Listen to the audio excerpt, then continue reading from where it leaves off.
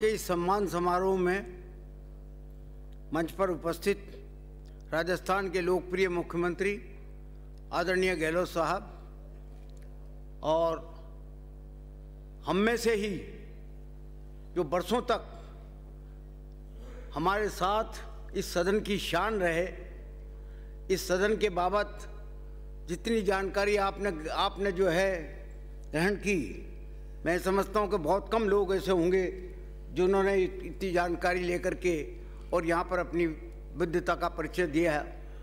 आदरणीय कटारिया साहब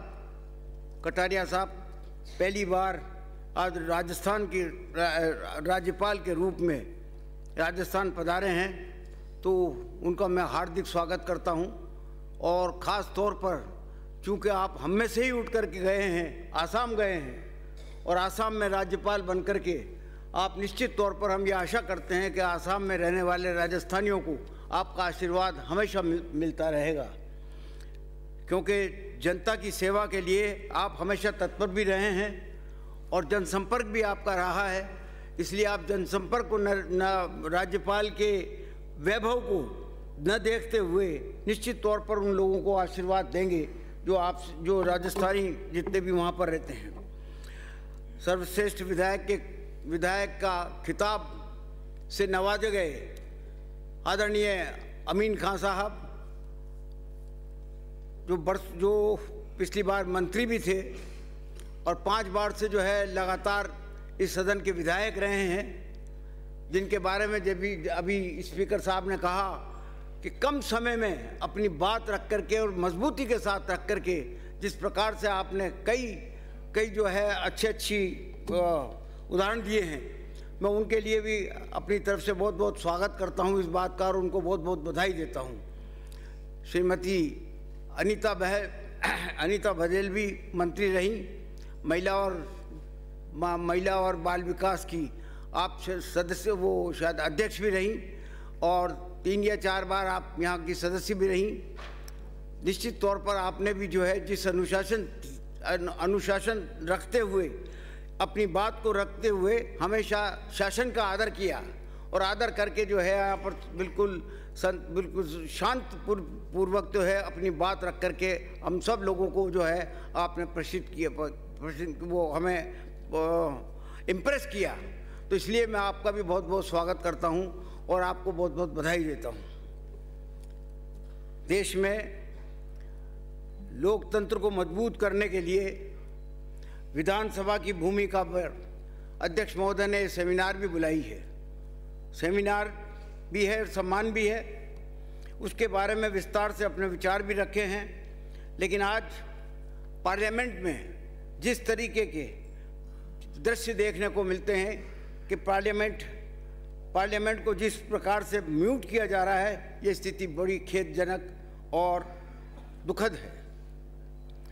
आज़ादी के अमृत महोत्सव के अवसर पर हम जनप्रतिनिधियों से ये अपेक्षा की जाती है कि वे लोकतंत्र को सुदृढ़ीकरण के लिए अपना योगदान दें, लेकिन जब हम योगदान नहीं दे पाते तो निश्चित तौर पर आलोचना के हम पात्र बन जाते हैं। संविधान के निर्माताओं ने जिस संसदीय प्रणाली को लेकर के लोक कल्याण का जो सपना देखा था, अगर हम उस सपने को साकार नहीं कर पाए या उन सपने के अनुसार हम नहीं चल पाए तो निश्चित तौर पर जो है ये लोकतंत्र आगे जा कर के खतरे में पड़ेगा।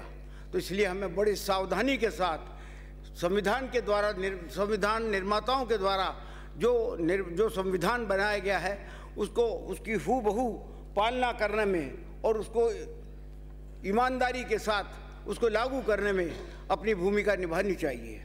हमारा दायित्व है कि हम लोगों की इस भावना को और बलवती बनावें कि लोकतंत्र के प्रति आस्था हमारी और बढ़े, लोकतंत्र और परिपुष्ट हो और उसके लिए जनप्रतिनिधियों को दायित्व के लिए सजग रहे, ये हमसे जनता आशा करती है।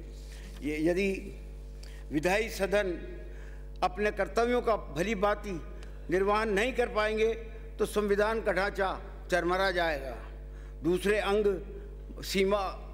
अंग सीमाओं का अतिक्रमण करके लोकतंत्र के लिए करेंगे तो लोकतंत्र के लिए शुभ संकेत नहीं होगा। अमीन खां साहब 5 बार विधानसभा के सदस्य रहे, ये उनकी बहुत बड़ी उपलब्धि है।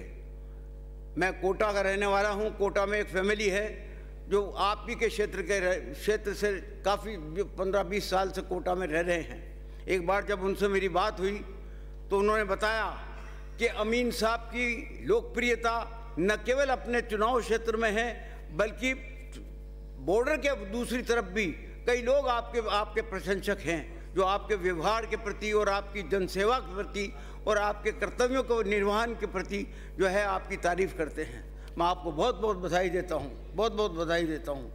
और जो चयन समिति है, उन चयन समिति के सदस्यों को भी बहुत बहुत बधाई देता हूँ कि उन्होंने इस बार हमेशा की तरह इस बार भी जो है वो आपका जो है वो चयन किया, सर्वश्रेष्ठ विधायक के बतौर जो है चयन किया। बहुत ही सरल स्वभाव और विधानसभा में अपनी बात रख करके आपने अपने आप को पुरजोर शब्दों में जो जनता की समस्याओं की पैरवी की है और उनके निराकरण के लिए जिस प्रकार से बात रखी है, कभी भी सदन के नियमों को आपने नहीं तोड़ा। सदैव आपने आसन का भी सम्मान किया। मैं आपको पुनः बधाई देता हूँ।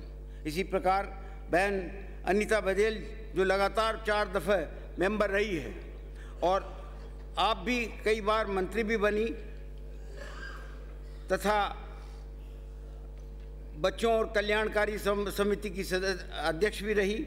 सदैव आपने अनुशासन में रह करके जनता की मांग को और जनता की समस्याओं को यहाँ पर उठा करके उनके निराकरण के लिए हर संभव प्रयत्न किया। उसके लिए उनके समाधान के लिए पुरजोर पैरवी की। आप